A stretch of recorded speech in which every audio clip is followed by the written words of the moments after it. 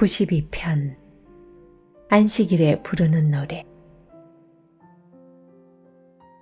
하나님, 주께 감사드리며 지극히 높으신 하나님을 찬송하는 일, 얼마나 아름다운지요. 새벽마다 주님의 사랑을 선포하고 검은고와 하프, 장엄한 현악기 소리에 맞춰 주님의 성실하심을 밤새 노래합니다. 하나님, 주께서 나를 복되게 하셨으니 주께서 행하신 일을 보고 내가 기뻐 소리칩니다. 하나님, 주께서 행하신 일 참으로 놀랍습니다. 주님의 생각은 참으로 깊습니다. 우둔한 자들은 주님의 일을 알지 못합니다. 어리석은 자들은 결코 그것을 깨닫지 못합니다. 악인들이 잡초처럼 일어나고 악한 남녀가 세상을 차지해도 주께서 그들을 베어 넘어뜨리시고 단번에 끝장내십니다. 하나님, 주님은 지극히 높고 영원하신 분이십니다. 하나님, 주님의 원수들을 보소서. 주님의 원수들을 보소서. 모두 망했습니다. 악의 하수인들이 바람결에 모두 흩어졌습니다. 그러나 주께서는 나를 돌진하는 들소처럼 강하게 하시고 축제 행렬로 영예롭게 해주셨습니다. 나를 책잡는 자들이 쓰러지던 모습, 나를 비방하는 자들이 도망치던 모습, 지금도 눈에 선합니다. 주께서 하신 약속의 음성, 내 귀에 가득합니다. 선한 이들은 종려나무처럼 번성하고 레바논의 백향목처럼 우뚝 솟으리라. 내가 그들을 하나님의 안뜰에 옮겨 심었으니 하나님 앞에서 크게 자라리라. 늙어서도 늘 푸르며 진액이 넘치리라. 이것은 하나님의 정직하심을 보여주는 확실한 증거. 그분은 나의 산, 크고 거룩한 산.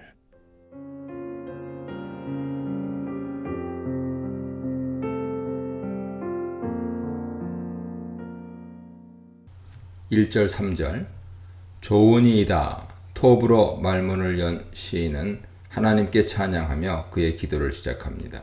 그는 먼저 여호와께 감사하고 그의 이름을 찬양하는 것이 좋다고 외칩니다. 하나님의 이름을 기억하며 찬양하고 연주하는 것이 자신에게 큰 기쁨이란 뜻입니다.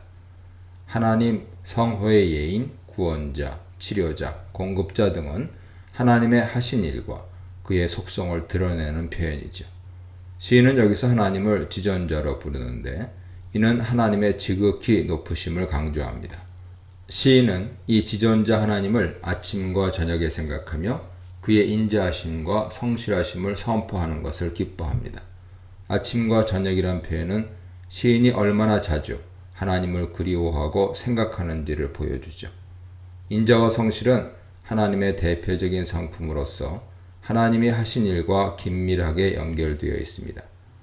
시인은 하나님의 하신 일과 그 속성을 찬양하면서 입으로만이 아니라 10줄 현악기와 비파와 수금 등 악기로도 연주하여 감사함을 드러냅니다. 시인처럼 때를 가리지 않고 진정한 기쁨과 감사로 하나님을 찬양하는 것은 성도가 배워야 할 마땅한 태도입니다. 4절로 8절입니다. 하나님 찬양을 기뻐하는 시인은 특히 그의 행하신 일로 말미암아 즐거워합니다. 시인은 4절, 5절에 하나님의 행하신 일을 3차례나 언급하며 이 점을 강조하고 있습니다. 그는 하나님이 그에게 베풀어 주신 일로 기쁨에 차 있습니다. 하나님이 하신 일은 아직 구체적으로 설명되지 않았으나 2, 3절에 언급된 하나님의 인자와 성실이 나타나는 일임에는 틀림없죠. 당신의 손이 행하신 일이란 표현은 하나님이 직접 행하시고 주관하신 일이라는 점을 부각시킵니다. 시인은 이처럼 하나님이 손수 행하신 일에 감격하여 외치며 탄성을 지릅니다. 시인은 하나님 행하신 일에 감추어진 지혜에 대해서도 경탄합니다. 그의 하시는 일은 위대하고 계획과 생각이 매우 깊고 어리석고 무지한 자들은 이를 깨닫지 못합니다. 어리석고 무지한 자는 특히 7절 악인들과 동일시되죠. 악을 행하는 어리석은 자들은 풀처럼 쉽게 번성하는 듯해도 최후에는 영원한 멸망을 맛보게 될 것입니다.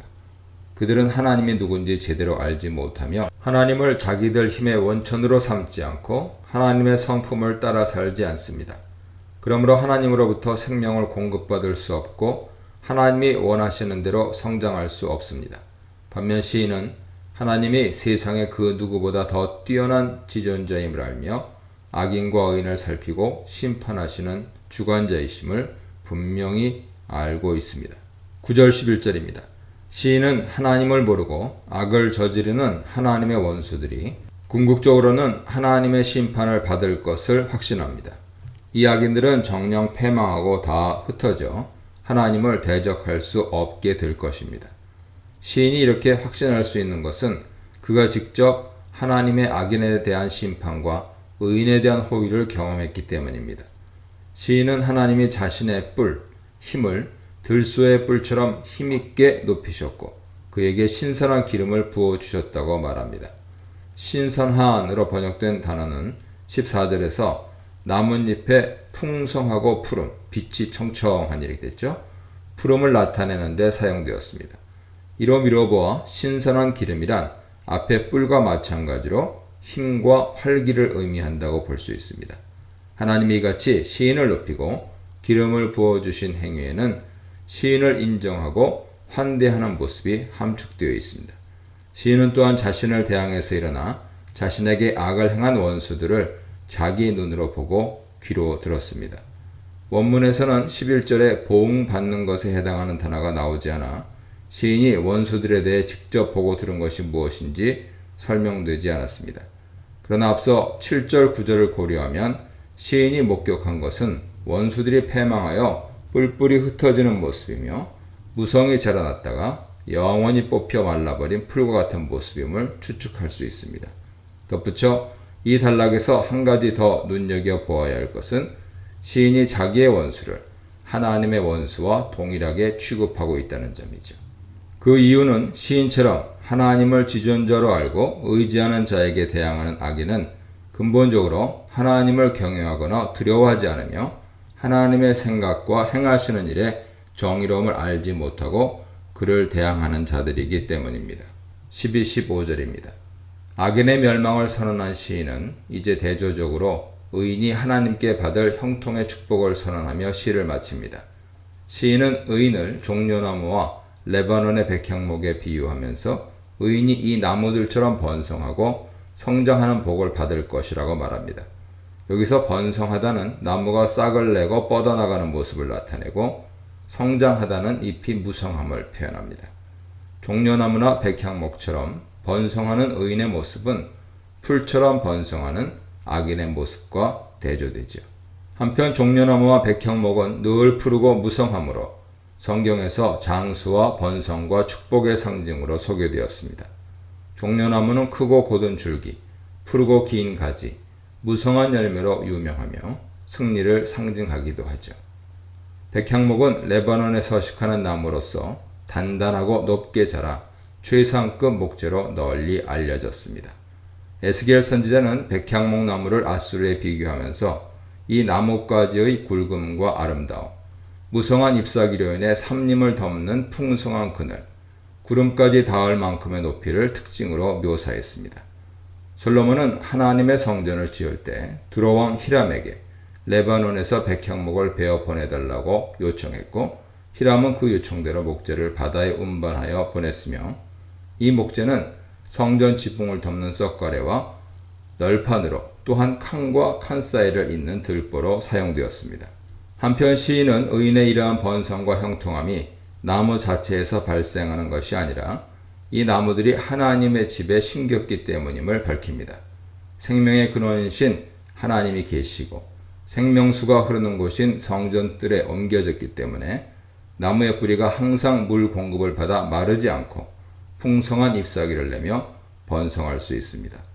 이와 같이 의인의 형통은 하나님과 친밀한 관계를 유지하고 그로부터 지속적인 말씀과 생명을 공급받음을 통해 이루어집니다.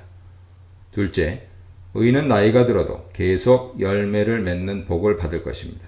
이들은 진액이 풍족하고 빛이 청청한 나무와 같습니다. 진액이 풍족하다는 말은 과즙이나 수액이 많다는 의미이며, 빛이 청청하다는 말은 잎이 푸르고 무성하다는 표현입니다. 종려나무는 푸르고 무성할 뿐 아니라 수년이 지난 후부터 한 나무에서 엄청난 양의 대추야제 열매를 맺습니다. 백향목은 열매 맺는 나무가 아니라 늘 푸르고 쭉쭉 높이 뻗어나가는 거대한 나무로서 삼림의 그늘을 만들어주고 건축에 사용될 훌륭한 목재를 공급해줍니다.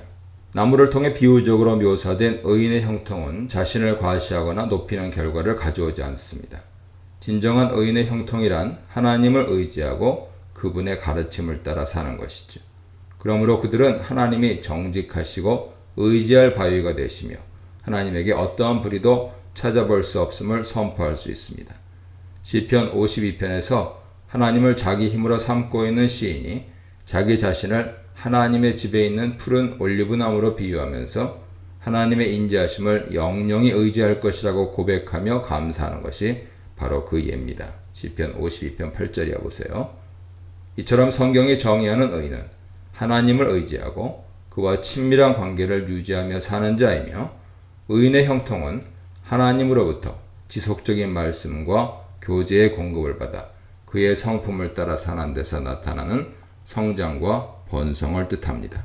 이 문단에서는 하나님의 인자와 성실을 찬양하라, 악인을 심판하시는 하나님을 찬양하라, 의인을 지키시는 하나님을 찬양하라에 대해 묵상해 보시기 바랍니다.